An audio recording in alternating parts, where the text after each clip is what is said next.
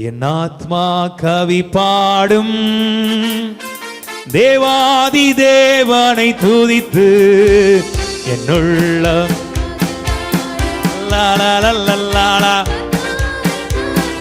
புகழ்ந்து சொல்லலாமா?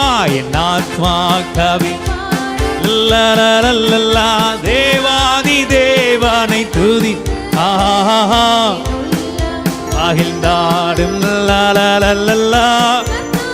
கர்த்தனை புகழ்ந்து பாடுவோமா? வனாந்தீரம் செழித்திடும். எத்தனை பேருக்கு செழிக்கணும்? அவங்க மாத்திரம் கடுவள்ளி காளித்திடுமே.